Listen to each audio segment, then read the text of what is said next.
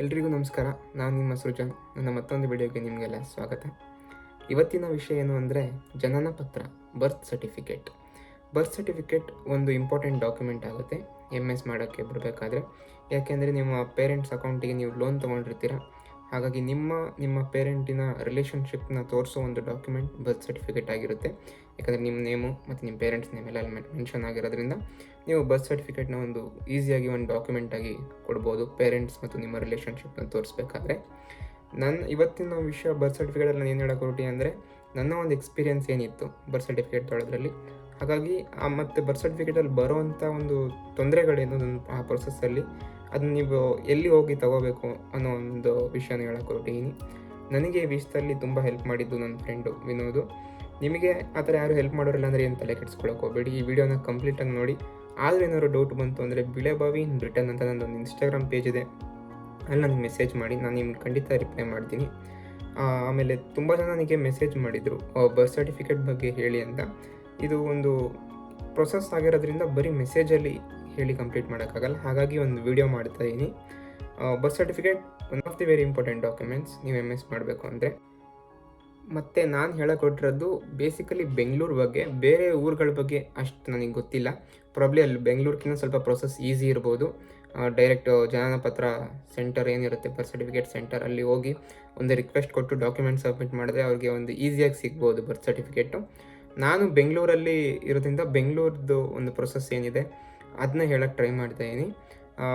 ನಾನು ಮೊದಲಿಗೆ ಹೋಗಿದ್ದು ಬೆಂಗಳೂರು 1ಗೆ. ಯಾಕಂದರೆ ಎಲ್ಲ ಗೌರ್ಮೆಂಟ್ ಕೆಲಸಗಳು ಅಲ್ಲೇ ನಡೆಯೋದಾಗಿರೋದ್ರಿಂದ ಬೆಂಗಳೂರು 1ಗೆ ಹೋದೆ. ಅಲ್ಲಿ ಹೋಗಿ ಬರ್ತ್ ಸರ್ಟಿಫಿಕೇಟ್ ಸೆಂಟರ್ ಇತ್ತು ಅಲ್ಲೊಂದು. ಅಲ್ಲಿ ಕೇಳಿದಾಗ ಅವರಂದರು ಇಲ್ಲಿ ಬರೀ 15 ಇಯರ್ಸ್ ಒಳಗಿಂದು ಮಕ್ಕಳದ್ದು ಮಾತ್ರ ಮಾಡ್ತಾ ಇರೋದು. ಅಬೋವ್ 15 ಇಯರ್ಸ್ ಏನೇ ಇದ್ದರೂ ಉಪ್ಪಾರಪೇಟೆ ಪೊಲೀಸ್ ಸ್ಟೇಷನ್ ಪಕ್ಕ ಇರೋ ಬರ್ತ್ ಸರ್ಟಿಫಿಕೇಟ್ ಸೆಂಟರ್ಗೆ ಹೋಗಿ ಅಲ್ಲಿ ನಿಮಗೆ ಸಿಗ್ಬೋದು ಅಂತ ಅಂದರು. ಹಾಗಾಗಿ ನನಗೆ ಅಷ್ಟಾಗಿ ಗೊತ್ತಿರಲಿಲ್ಲ ಉಪ್ಪಾರಪೇಟೆ ಪೊಲೀಸ್ ಸ್ಟೇಷನ್ ಎಲ್ಲಿ ಬರುತ್ತೆ ಅಂತ. ಬಟ್ ಅದೇ ನಮ್ಮ ಫ್ರೆಂಡ್ಸು ಮ್ಯಾಪ್ ಕೇಳಿಕೊಂಡು ನಾನು ಮ್ಯಾಪ್ ಹಾಕ್ಕೊಂಡು ಹೋದೆ. ಉಪ್ಪಾರಪೇಟೆ ಪೊಲೀಸ್ ಸ್ಟೇಷನ್ ಎಲ್ಲಿ ಬರುತ್ತೆ ಅಂದರೆ ಮೆಜೆಸ್ಟಿಕ್ ಬಸ್ ಸ್ಟ್ಯಾಂಡಿಂದ ಒಂದು 500 ಮೀಟರ್ಸ್ ವಾಕ್ ಅಷ್ಟೇ. ಅದರ ಪಕ್ಕದಲ್ಲಿರೋದೆ ಬರ್ತ್ ಸರ್ಟಿಫಿಕೇಟ್ ಸೆಂಟರು. ನಮ್ಮ ರಾಜಾಜಿನಗರು, ಜಯನಗರು, ಕೆಲವೊಂದು ಏರಿಯಾಗಳದ್ದು ಅಲ್ಲಿ ಬರುತ್ತೆ. ಬೇರೆ ಏರಿಯಾಗಳದ್ದು ಪ್ರಾಬ್ಲಿ ಚೇಂಜ್ ಆಗ್ಬೋದು. ಬಟ್ ನೀವು ಮೆಜೆಸ್ಟಿಕ್ ಕಡೆ ಯಾರಾದ್ರೂ ಓಡಾಡ್ತಾ ಇರ್ತೀರ, ನೀವು ಒಂದ್ಸಲ ಬಂದು ಅಲ್ಲಿ ಬೇಕಿದ್ರೆ ವಿಚಾರಿಸ್ಬೋದು, ಏನು ತೊಂದರೆ ಇಲ್ಲ. ಬೇರೆ ಕಡೆ ಇದ್ದರೆ ನೀವು ಬೇರೆ ಕಡೆ ಪ್ರೊಸೆಸ್ ಮಾಡ್ಬೋದು. ಬಟ್ ನನಗೆ ಗೊತ್ತಿರೋ ಹಾಗೆ ಇದು ಒಂದು ಇಂಪಾರ್ಟೆಂಟ್ ಸೆಂಟರ್. ತುಂಬ ಏರಿಯಾಗಳನ್ನ ಕವರ್ ಮಾಡುತ್ತೆ. ಉಪ್ಪಾರಪೇಟೆ ಪೊಲೀಸ್ ಸ್ಟೇಷನ್ ಪಕ್ಕನೇ ಇದೆ ಬರ್ತ್ ಸರ್ಟಿಫಿಕೇಟ್ ಸೆಂಟರ್ ಅಂತ. ಅಲ್ಲಿ ನನ್ನ ಪ್ರೊಸೆಸ್ನ ಮಾಡೋಕ್ಕೆ ಹೋಗಿದ್ದು. ಆಫೀಸ್ನ ಓಪನಿಂಗ್ ಹಾಗೂ ಕ್ಲೋಸಿಂಗ್ ಟೈಮ್ ಬಂದು ಗೂಗಲ್ ಮ್ಯಾಪ್ಸಲ್ಲಿ ಕೂಡ ತೋರಿಸುತ್ತೆ 10 ಗಂಟೆಯಿಂದ 5:30. ಸ್ಟ್ಯಾಂಡರ್ಡ್ ಗೌರ್ಮೆಂಟ್ ಆಫೀಸ್ ಟೈಮಿಂಗ್ಸ್ ಥರ ಇರುತ್ತೆ. ಆ ಒಂದು ಟೈಮ್ ಪೀರಿಯಡಲ್ಲಿ ನೀವು ಹೋಗಿ ಅಲ್ಲಿ ಏನಾದ್ರು ಕೇಳೋದಿತ್ತು ಅಂದರೆ, ಪ್ರೊಸೆಸ್ ಮಾಡೋದಿತ್ತು ಅಂದರೆ ಆ ಒಂದು ಟೈಮಲ್ಲಿ ಅಲ್ಲಿ ಹೋಗಿದ್ರೆ ನಿಮ್ಗೆ ಹೆಲ್ಪ್ ಆಗುತ್ತೆ. ನಾವು ಹೋದಾಗ ತುಂಬ ಜನ ಏಜೆಂಟ್ ಸಿಕ್ಕರು. ನಾವು ಯಾವುದೇ ಏಜೆಂಟ್ ಥ್ರೂ ಹೋಗಬೇಕು ಅಂತ ಇರಲಿಲ್ಲ. ಹಾಗಾಗಿ ಓನಾಗಿ ಪ್ರೊಸೆಸ್ ಮಾಡಬೇಕು ಅಂತ ಒಳಗೆ ಹೋದ್ವಿ. ನಮಗೆ ಇನ್ಫಾರ್ಮೇಷನ್ ಸರಿಯಾಗಿ ಗೊತ್ತಾಗಲಿಲ್ಲ. ಅವತ್ತು ವಾಪಸ್ ಬಂದು ಮತ್ತೊಂದು ದಿವಸ ಇನ್ನೊಂದ್ಸಲಿ ಅಲ್ಲಿ ಹೋದಾಗ ಕೆಳಗಡೆ ಬೇಸ್ಮೆಂಟ್ ಅಲ್ಲ, ಗ್ರೌಂಡ್ ಫ್ಲೋರಲ್ಲಿ ಸ್ವಲ್ಪ ಹಿಂದಕ್ಕಿದೆ office, birth certificate centre office. ಕೆಳಗಡೆ ಒಬ್ಬರು ಕೂತಿರ್ತಾರೆ, ಅವರು 2 ಅಪ್ಲಿಕೇಶನ್ಸ್ ಕೊಡ್ತಾರೆ. ಆ 1-2 ಅಪ್ಲಿಕೇಶನ್ಸ್ನ ತೊಗೊಂಡು ನಾವು ಸೀದಾ ಫಸ್ಟ್ ಫ್ಲೋರಿಗೆ ಹೋದ್ವಿ. ಫಸ್ಟ್ ಫ್ಲೋರಲ್ಲಿ ಆಫೀಸರ್ಸ್ ಎಲ್ಲ ಕೂತಿದ್ರು. ನಾವು ಬೇರೆ ಯಾರನ್ನೂ ಕೇಳೋದು ಬೇಡ, ಡೈರೆಕ್ಟಾಗಿ ಅವ್ರನ್ನೇ ಕೇಳೋಣ ಅಂತ ಹೋದ್ವಿ. ಅವರು ನಮಗೆ ಒಂದು ತುಂಬ ಕ್ಲಿಯರ್ ಆದಂಥ ಒಂದು ಇನ್ಫಾರ್ಮೇಷನ್ ಕೊಟ್ಟರು. ನಮಗೆ ಬರ್ತ್ ಸರ್ಟಿಫಿಕೇಟ್ ಮಾಡೋ ಅಂತ ಆವಾಗ ಪ್ರೊಸೆಸ್ ಇರಲಿಲ್ಲ ಅವ್ರ ಹತ್ರ. ನಮಗೆ ಮಾಡಿಕೊಡೋ ಅಂಥದ್ದು ಗೌರ್ಮೆಂಟ್ ಕ್ಯಾನ್ಸಲ್ ಮಾಡಿತ್ತು. ಅದಕ್ಕೆ ಬೇರೆಯೇ ಒಂದು ಸೆಟ್ ಆಫ್ ರೂಲ್ಸ್ ಇತ್ತು. ಬಟ್ ಅವ್ರು ನನಗೆ ಹೇಳಿದ್ರು, ನೀವು ಬೇಕಿದ್ರೆ ಅಪ್ಲೈ ಮಾಡೋದು ಮಾಡಿರಿ, ಬಂದು ರೂಲ್ಸ್ ಯಾವಾಗ ಬೇಕಾದ್ರೂ ಚೇಂಜ್ ಆಗ್ತಾ ಇರುತ್ತೆ, ನಿಮಗೆ ಸಿಗ್ಬೋದು ಬರ್ತ್ ಸರ್ಟಿಫಿಕೇಟ್ ಅಂತ ಅಂದಿದ್ರು. ಹಾಗಾಗಿ ಅದಕ್ಕೆ ಏನೇನು ಡಾಕ್ಯುಮೆಂಟ್ಸ್ ಬೇಕು ಅಂತ ಕೂಡ ಅವ್ರು ಹೇಳಿದ್ರು. ನಾನು ನಿಮಗೆ ಈ ವಿಡಿಯೋದಲ್ಲಿ ಹೇಳ್ತೀನಿ ಏನೇನು ಡಾಕ್ಯುಮೆಂಟ್ಸ್ ಬೇಕು ಅಂತ. ಬರ್ತ್ ಸರ್ಟಿಫಿಕೇಟಲ್ಲಿ ಆಗೋವಂಥ ಏನು ತೊಂದರೆಗಳನ್ನ ನೀವು ಫೇಸ್ ಮಾಡಿರ್ತೀರ ಅಂದರೆ, ಒಂದು ನೇಮ್ ಇರಲ್ಲ. ಯಾಕಂದರೆ ನಾವು ಇದ್ದಾಗ ಹೆಸರು ನಾಮಕರಣದಲ್ಲಿ ಇಡ್ತಿದ್ರು. ಹಾಗಾಗಿ ಬರ್ತ್ ಸರ್ಟಿಫಿಕೇಟಲ್ಲಿ ನಮ್ಮ ಹೆಸರು ಮೆನ್ಷನ್ ಆಗಿರ್ತಿರಲಿಲ್ಲ, ಸ್ಪೇಸ್ ಖಾಲಿ ಬಿಟ್ಟಿರೋದು. ಆಮೇಲೆ ನನ್ನ ಒಂದು ಬರ್ತ್ ಸರ್ಟಿಫಿಕೇಟಲ್ಲಿ ನೇಮ್ ಇರಲಿಲ್ಲ, ಪೇರೆಂಟ್ಸ್ ನೇಮ್ ಕೂಡ ಮಿಸ್ಟೇಕ್ ಆಗಿತ್ತು. ಹಾಗಾಗಿ ಅದನ್ನೆಲ್ಲ ಚೇಂಜ್ ಮಾಡಿಸ್ಬೇಕಾಗಿತ್ತು. ಆಮೇಲೆ ಅದು ಕನ್ನಡದಲ್ಲಿತ್ತು, ಹಾಗೆ ರಿಟರ್ನ್ ಇತ್ತು. ನೀವು MS ಮಾಡೋಕ್ಕೆ ಬರಬೇಕು ಅಂದರೆ ಅವ್ರಿಗೆ ಯಾರು ಕನ್ನಡ ಬರಲ್ಲ, ಇಂಗ್ಲೀಷಲ್ಲಿ ಇರಬೇಕು. ಹಾಗಾಗಿ ನೀವು ಬರ್ತ್ ಸರ್ಟಿಫಿಕೇಟ್ ಮಾಡಿಸ್ಬೇಕಾದ್ರೆ ಅದೊಂದು ಇಂಗ್ಲೀಷಲ್ಲಿ ಮಾಡಿಸಿ, ಹಾಗೂ ಡಿಜಿಟಲ್ ಆಗಿರಲಿ, ಹ್ಯಾಂಡ್ ರಿಟರ್ನ್ ಇರಬಾರ್ದು. ಆ ಪ್ರೊಸೆಸ್ ಬಗ್ಗೆ ನಾನು ಹೇಳಕ್ಕೆ ಹೊರಟಿದ್ದೀನಿ. ಸೊ ಅದರಲ್ಲಿ ನಿಮಗೆ ಏನೇನು ಡಾಕ್ಯುಮೆಂಟ್ಸ್ ಬೇಕು, ಒಂದು ಬರ್ತ್ ಸರ್ಟಿಫಿಕೇಟ್, ಹೊಸ birth certificate, digital birth certificate ತೊಗೋಬೇಕು ಅಂದರೆ, ಮೊದಲನೇದಾಗಿ ಒಂದು ನಿಮ್ಮ 2 ಅಪ್ಲಿಕೇಶನ್ಸ್ ಏನು ಕೊಟ್ಟಿರ್ತಾರೆ ಅವೆರಡನ್ನ ಕಂಪ್ಲೀಟಾಗಿ ಫಿಲ್ ಮಾಡಬೇಕು.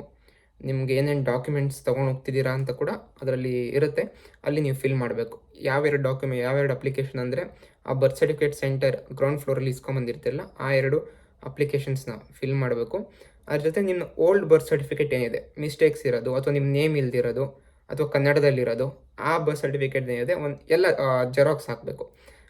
ಅಪ್ಲಿಕೇಶನ್ 2 ಒರಿಜಿನಲ್, ಅದ್ರ ಜೊತೆಗೆ ಇದೊಂದು ಜೆರಾಕ್ಸ್, ಓಕೆ, ಹಳೆ ಬರ್ತ್ ಸರ್ಟಿಫಿಕೇಟ್ನ ಜೆರಾಕ್ಸ್, ಹಾಗೂ ನಿಮ್ಮದು ಮಿನಿಮಮ್ 2, ಮ್ಯಾಕ್ಸಿಮಮ್ ನೀವು ಎಷ್ಟಾರು ಹಾಕ್ಕೊಳ್ಳಿ, ಏನು ತೊಂದರೆ ಇಲ್ಲ.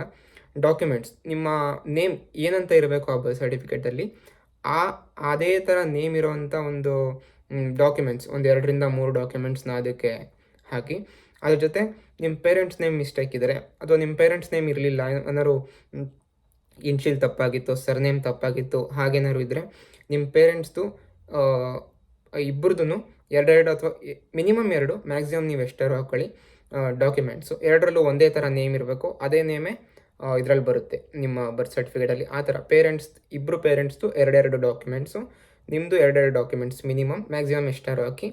ಅಪ್ಲಿಕೇಶನ್ ಜೊತೆ ಈ ಹಳೆ ಬರ್ತ್ ಸರ್ಟಿಫಿಕೇಟ್ ಜೆರಾಕ್ಸು, ನಿಮ್ಮ ಡಾಕ್ಯುಮೆಂಟು, ನಿಮ್ಮ ಪೇರೆಂಟ್ಸ್ ಡಾಕ್ಯುಮೆಂಟ್ಸ್ 2, ಅದೇ ಆ ಡಾಕ್ಯುಮೆಂಟ್ಸಲ್ಲಿ ಏನಂದರೆ ಆಧಾರ್ ಆಗ್ಬೋದು, ಪ್ಯಾನ್ ಆಗ್ಬೋದು, ವೋಟರ್ ID ಆಗ್ಬೋದು, ಇದನ್ನೆಲ್ಲ ಹಾಕ್ಬೋದು. ಹಾಕ್ಬಿಟ್ಟು ಒಂದು ನೀವು ಲೆಟರ್ ಬರೀಬೇಕಾಗುತ್ತೆ ಆಫೀಸರ್ಗೆ.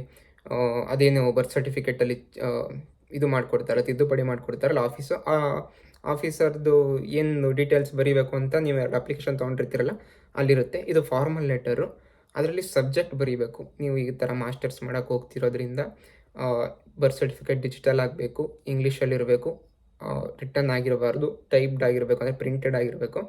ಆ ಥರ ರಿಕ್ವೆಸ್ಟ್ ಬರೆದು ನಿಮ್ಮ ಮಿಸ್ಟೇಕ್ಸ್ ಏನಿದೆ, ನಿಮ್ಮ ನೇಮ್ ಆ್ಯಡ್ ಮಾಡೋದಿರ್ಬೋದು, ಪೇರೆಂಟ್ಸ್ ನೇಮ್ ಚೇಂಜ್ ಮಾಡೋದಿರ್ಬೋದು, ಆ್ಯಸ್ ಪರ್ ನೀವೇನೇನು ಡಾಕ್ಯುಮೆಂಟ್ಸ್ ಕೊಟ್ಟಿದ್ದೀರಾ ಅದನ್ನೆಲ್ಲ ಆ ಫಾರ್ಮಲ್ ಲೆಟರಲ್ಲಿ ಮೆನ್ಷನ್ ಮಾಡಿ, ರಿಗಾರ್ಡ್ಸ್ ಹಾಕಿ ಥ್ಯಾಂಕ್ ಯು ಬರೆದು ಆ ಲೆಟ್ರನ್ನ ಅದ್ರ ಜೊತೆ ಹಾಕಿ.